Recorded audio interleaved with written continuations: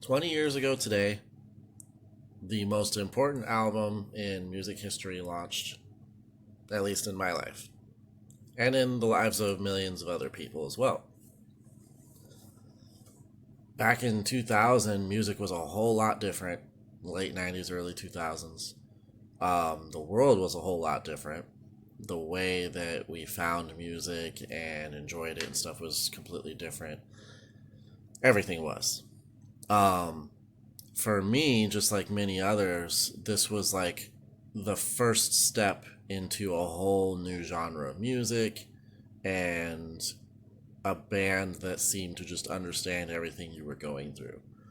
Um, Now, to give a little bit of backstory on me, I was raised a Jehovah's Witness as a kid, um, and early on, it didn't really seem to impact a whole lot when it came to entertainment and things like that. But from about '94 onwards, things got a little weird. We were a lot more fundamentalist, I suppose. We didn't really listen to or watch any kind of new modern music or TV or movies. Star Trek, which had been a huge part of life, was also like even that we weren't really watching. Pretty much just PBS and things like that. Around 2000, I was 12, 13 in 2000, 2001. Started to listen to the radio a little bit more. I'd have my own little radio or something like that. And we had, in 2000, we had just moved to Boise, Idaho. And so it was like a big transitional period in my life. I was living in a totally new place, no friends, didn't know what was going on in my future with my family. Like it was a whole lot of instability and insecurity. Of course, all this right at the time that you hit your teenage years, which is the most unstable, most insecure part of your life. And at that time, I was pretty much, accustomed to the general adult contemporary pop, things like that from the 90s and 80s, and classic rock and classical music, all that sort of thing. I had never heard anything remotely like Linkin Park. And I remember I was listening to a top 40 mainstream channel one day, and In the End came on. And it immediately caught me with that, that immediate, the beat starting and the piano starting, and then Chester's voice coming in. And it was like, what is this? This is something totally different. And then you hear that it's rock. This is actually rock. And it was, first of all, it was playing on a top 40 station. I wasn't expecting that. But there was something about the tone, something about the mood of the music, the progression of it. It was very cinematic, and that's something that Linkin Park has always had in every one of their albums. It's very cinematic. It sounds like it's supposed to be the soundtrack to something. And if you're trying to figure that out, it's your life, your day to day, the things you're going through. And that was the thing that hit me with In the End, especially the lyrics. It was very um for me, it felt very downtrodden. It was like somebody was singing about how, like, Jesus, man, like whatever I do, I still fail, or something is against me and causes me to fail. I don't know what to do. And that was how I felt inside.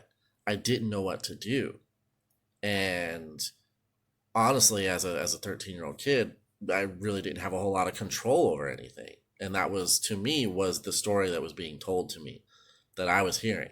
And that's something that's always been incredible about Linkin Park, is their story that they're telling is done in such a way that it is your story.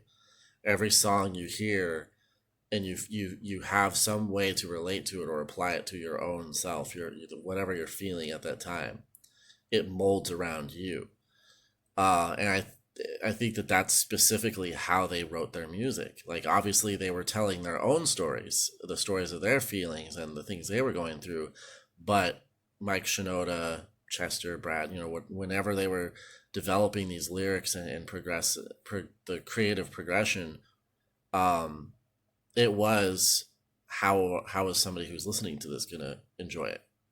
So that was something that immediately struck me when I heard In the End. That's always been my favorite song ever since then.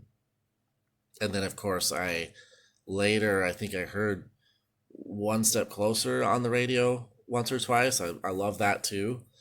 And I remember saving up for the longest time just to get $15 together for my parents. I had my dad drive me down to the local Shopco to get a copy of Hybrid Theory.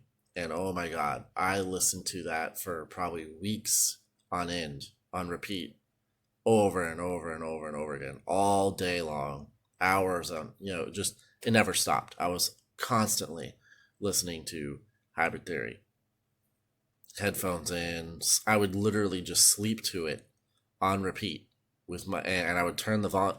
I had a stereo right next to my bed. I would turn the volume down like really low so that I could hear it, and my hearing would adjust to it, at night. And I would just put it on repeat and just listen to it all night long. But it had such a huge impact on me. It felt like somebody understood the things that I was going through as a teenager in a transitional period of my life. And that's the crazy thing about Hybrid Theory is it was a transitional period in music, and Linkin Park defined that period. Whatever you want to say about the genre and the style of music, all these different things, whether you like or don't like Linkin Park, they defined that period of music. They defined that genre, and then quickly moved on from it. And that's why they've survived so long and why they've been so successful. You see, at the time, you had these other groups like, I'm going to use Limp Bizkit, also called nu metal or rock rap and things like that. I like some of Limp Bizkit's music. Every so often, it's fun to go back and listen to it. At the time, I didn't really like it because I was like, what is this like copycat BS? And that's really what it felt like. Not to take anything from any other band or group's accomplishments, but really at the time, these other groups that were in nu metal and in that genre that was emerging in that transitional period, they were very corporate. I mean, fans of the group probably don't want to hear this, members of the group probably don't want to hear this, but when you listen to like a Limp Bizkit or anybody else that was around the time, they were very crass and shallow sounding. There was nothing really behind the lyrics. It was just loud, obnoxious, and rambunctious. And that's fun, but it's also not going to leave a lasting impact. It's not going to have people that feel your music and feel an emotional connection to it 20 years later. And then where are they now? Did they put out? I never even knew if Limp Bizkit survived beyond their debut album. They probably did, but I don't know. Because the thing was, if you stayed the same, like some people had wanted Linkin Park to, because every time they put out a new album, it was controversial, not only just in the mainstream rock radio networks and things like that would be like, oh, I don't know. DJs didn't know if they liked it or not. I remember there was the DJs up there for the local rock station, and they would always debate with themselves, well, is this like some kind of corporate thing? Are they selling out? And it's like, really? You think they're selling out because they're changing their sound and evolving over time? That's a much bigger risk than staying the same, staying with that nu metal sound. Because when you stay with that nu metal sound, that's how you're saying, I'm banking on what we already are to try and make a quick buck and sell another million copies real quick to make some money. Linkin Park didn't care. They're like, you know what? We have creative visions we want to explore, and we're going to do that. You can come along for the ride or not. That's up to you. But the fact was, for me, every single album came out at the appropriate time to define a new era of my life or help me get through a new era of my life. Whether it was when Meteora came out in 2004, I was a little bit further along in my teen years. I was I was working, trying to make money, trying to figure out what I want to do with my life, and the dramas that I dealt with were different between friends and family and stuff, and the world that I lived in. And so this new album came along and helped me progress through that period. And then by the time Minutes to Midnight came out, it was the next thing. Whether it was what I was doing socially, politically, whatever, each album, that tone somehow would match the tone that I just seemed to need at that time, including all the way through to One Last Light, One More Light, the last album. It was the same thing. That I'm no longer an angsty teenager. So yeah, I want that rock sound. I want that Linkin Park sound, but I'm okay with it being a little bit more uh, pop sounding or whatever you want to call it. You know, something that's a little easier going when it comes to vocals and the sound of the music. That's okay with me because it's not shallow and corporate like pop is. It's Linkin Park saying we're going to try this new style. It still has their creativity, the layers of music, the meaning behind the lyrics and what they sing about. So you know that they actually put in real work to create this artistic vision. But anyways, all the way up through that album, it was the same way. And I'm to this point in my life now where pretty much all I listen to is Linkin Park and classical music like Mozart, Berlioz, Beethoven, things like that. I've got to a point where I just cannot stand what's out on the radio now. In rock, definitely I've moved away from it because rock doesn't really seem to have grown or evolved because that was the thing Linkin Park did. They grew and evolved with me my whole life.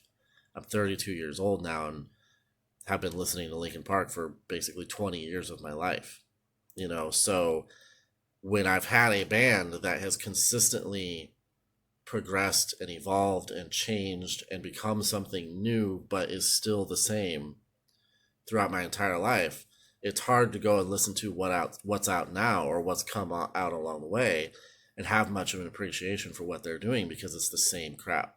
So Linkin Park has been probably the most important entertainment in my life, but definitely like as a band, as something that's creative and emotionally attached to everything that's gone on with my own life. That's Linkin Park. Um, of course, I don't know if there was a Saturday, then finding out that Chester had passed away. Still miss him. There's literally times where I lay there watching live performances or interviews or whatever it is, and I will actually tear up and cry and legit miss this person. I miss the fact that this guy exists and that he's able to live his life and enjoy things too. So, anyways, hopefully Linkin Park does return under Mike Shinoda's direction and the rest of the guys and do something new, but it probably won't be quite the same, but they will probably find a way to evolve. So that's my little story of Linkin Park over the last 20 years. There's a lot more to it, but I don't want to spend 3, 4 hours talking about it. Thanks.